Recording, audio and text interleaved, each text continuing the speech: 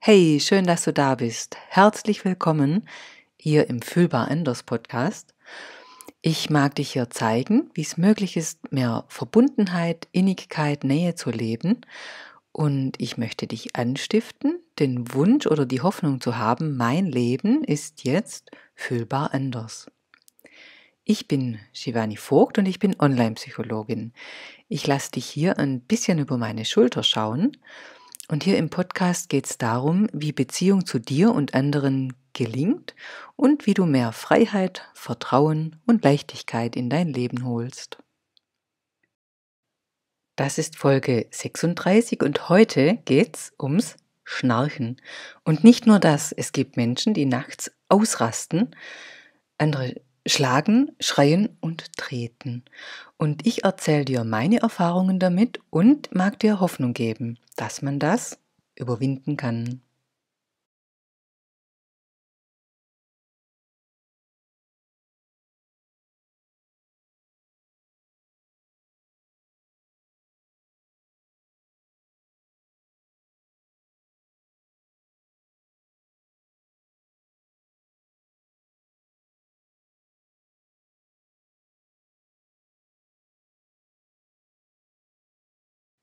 Klasse, dass du da bist.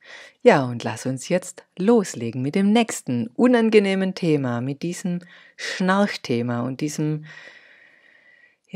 Phänomen, dass es Menschen gibt, die nachts ausrasten, um sich schlagen, schreien, treten und ihre ganzen Angehörigen in Angst und Sorge versetzen. Ich mag dir heute meine Geschichte erzählen mit meinem Mann, der geschnarcht hat. Und ich erzähle dir eine Geschichte von einer Patientin, die um sich geschlagen hat, die getreten hat und die das überwinden konnte. So als erstes, ja, Schnarchen. So eine unangenehme Erfahrung. Der eine, der liegt da, der schnarcht. Ganz oft ist es sogar so, der Schnarchende, der bekommt es ja oft gar nicht mit. Der Schnarcher ist der selbst oft wunderbar schläft. Und daneben gibt es einen oder auch mehrere, je nachdem, ist das in einem Schlafsaal oder ist es in einem Zweibettzimmer, der kann nicht schlafen.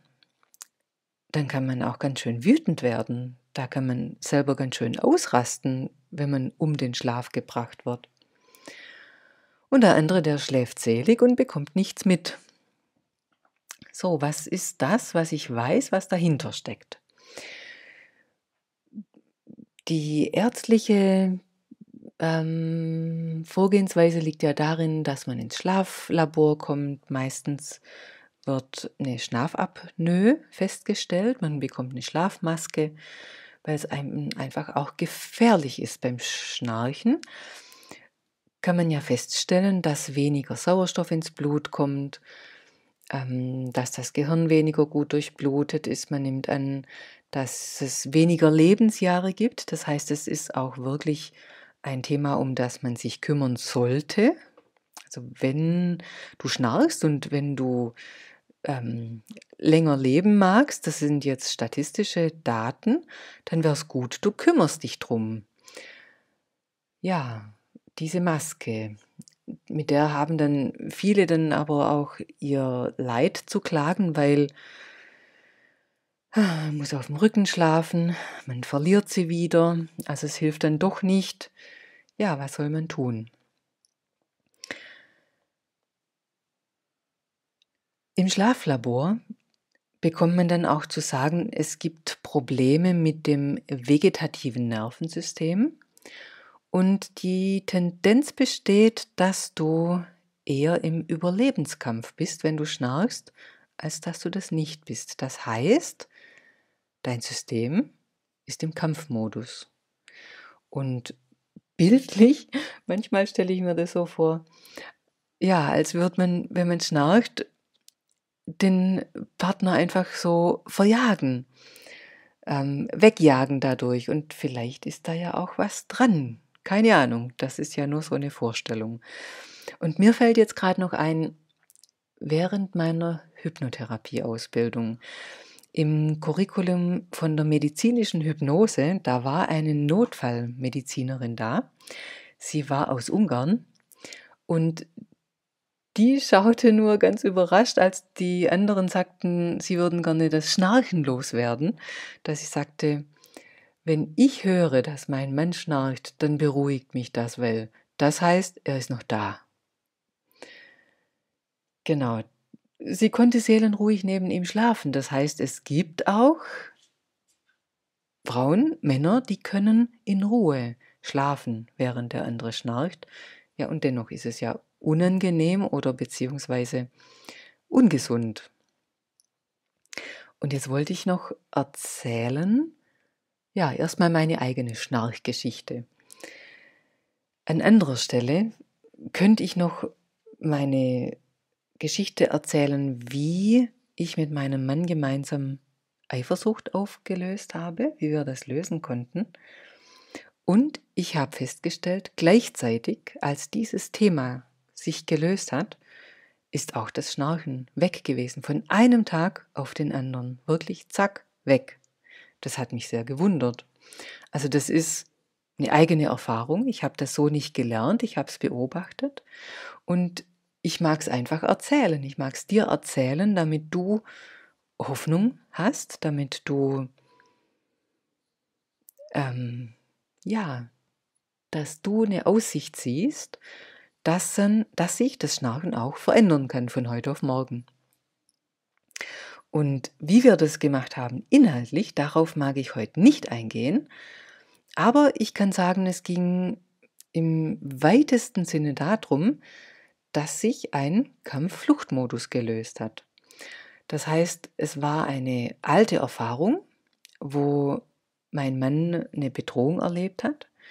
Wir haben das vom Unterbewusstsein her so verändert, dass ich die lösen konnte. Und dann ist Folgendes passiert. Wenn du meinen Podcast kennst, dann weißt du schon, was jetzt kommt.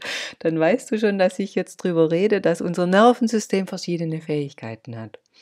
Dass es die Fähigkeit hat, in Verbindung zu sein. Und wenn Vertrauen oder Sicherheit verloren geht, dass es dann in den Kampf-Flucht-Modus schaltet.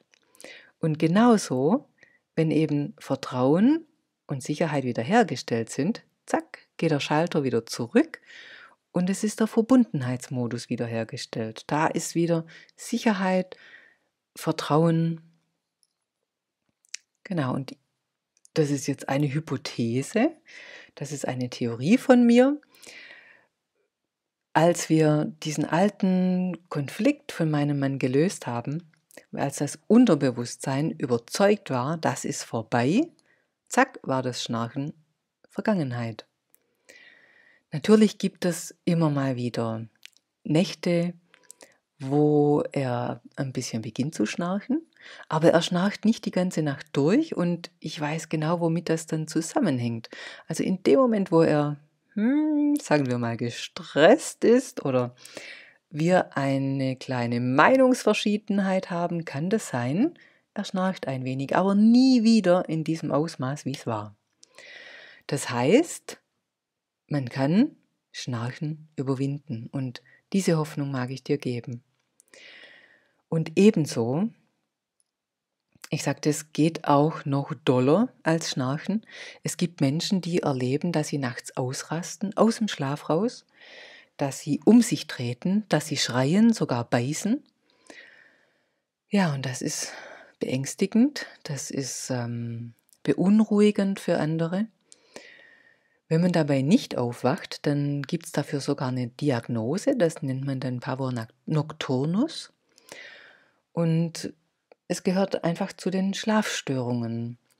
Und auch da habe ich die Erfahrung von einer Klientin, die kam eigentlich wegen eines anderen Themas. Wir haben das einfach nur so nebenher, hat sie es erzählt.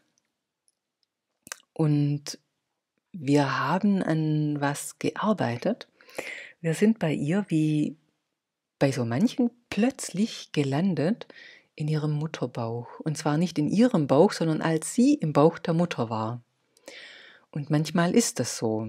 Obwohl da ja keine bewusste Erinnerung dran besteht, ist es möglich, dass wir gefühlsmäßig plötzlich uns ja in dieser pränatalen Phase, in dieser vorgeburtlichen Zeit befinden und diese Gefühle wieder spüren, wie sich das angefühlt hat, ja, als die Mutter dieses oder jenes erlebt hat. Ich kenne das von mir auch. Ich habe das vor allem an Vollmond. Ja, mein Mann, der weiß das schon und ich weiß es auch schon, dass immer dann, wenn Vollmond ist, dann ist bei mir so eine Tendenz da, dass ich mich an Dinge erinnere, die im Zusammenhang mit der Mutter waren, was ja in der Astrologie wird ja der Mond der Mutter, dem Mütterlichen auch zugeordnet und auch dem Kind, dem kleinen Kind. Und das ist interessant, dass diese Analogie, dass das so stimmt. Vielleicht ist es bei mir nur so, weil ich das weiß oder es ist so. Ja, es ist auch nicht wichtig, es ist egal. Das habe ich beobachtet und so wie ich quasi diese alten Überforderungen aus dieser Zeit plötzlich spüren konnte, so kann man auch, wenn man in einem tiefen Trancezustand sich befindet, da ist man trotzdem ansprechbar. Man kann trotzdem jederzeit sagen, ich möchte, dass das aufhört, ich möchte das beenden. Also es ist keine somnambule Trance, es ist kein somnambuler Trancezustand, wo jemand einfach nur besprochen wird und selber nicht reagieren kann, sondern es ist ein Zustand, in dem man wie in einer tiefen Ruhe ist und einen Zugang hat zu Gefühlen, die man im Alltagsbewusstsein sonst nicht hat. Und dann kann man Dinge fühlen, die aus dieser Zeit stammen. Und es ist erstaunlich, diese Frau hat sich eben daran erinnert, dass ihre Mutter um sie gekämpft hat, dass diese Mutter um sie Angst hatte, dass sie riesige Angst hatte, sie zu verlieren, weil sie im Krankenhaus liegen musste. Und ihr ganzes System scheint diesen Überlebenskampf abgespeichert zu haben. Dieser Überlebenskampf, der scheint seither immer noch aktiv gewesen zu sein. Und wir haben nichts anderes gemacht, als einfach nur, ich erinnere mich jetzt nicht mehr ganz konkret, wie wir das gemacht haben, weil also ich gebe da nichts vor, sondern ich mache Vorschläge und sage, was ich denke, was helfen könnte. Und derjenige oder diejenige, die sagt dann, ja, genau das ist das, was mich da rausbringt. Genau das ist das, was mir hier Sicherheit gibt. Genau das ist das, was mir hilft. Und wie gesagt, ich erinnere mich nicht mehr. Was war das ganz konkret?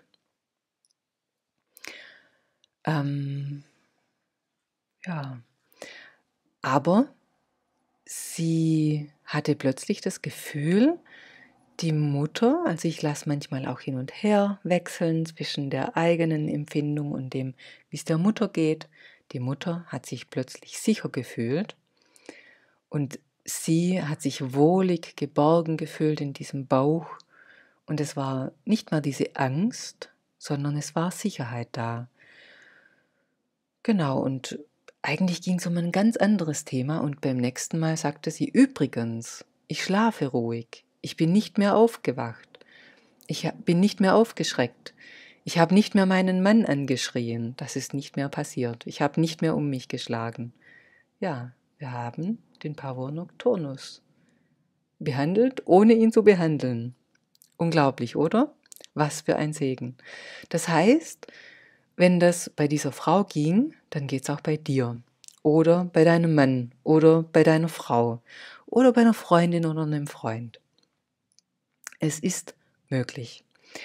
Und ich erzähle das, ich habe es am Anfang schon gesagt, um Hoffnung zu geben, dass man Schnarchen und dass man dieses um sich schlagen, dieses Aufwachen, rumschreien, rumzappeln, rumtreten, dass man es überwinden kann.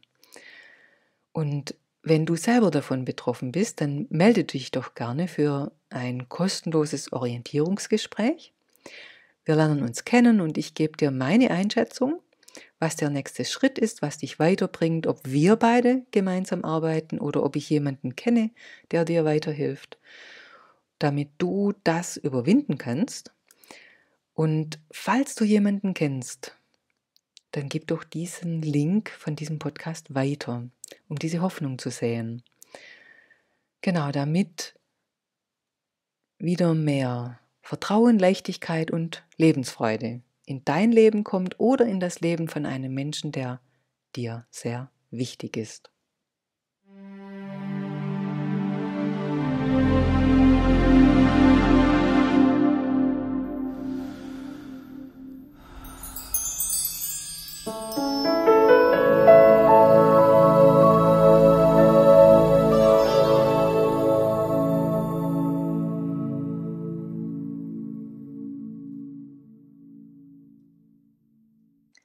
Hey, schön, dass du heute dabei warst und ich bin jetzt neugierig, was hat dich berührt? Oder ich kann mir vorstellen, dass du vielleicht eine Frage an mich hast.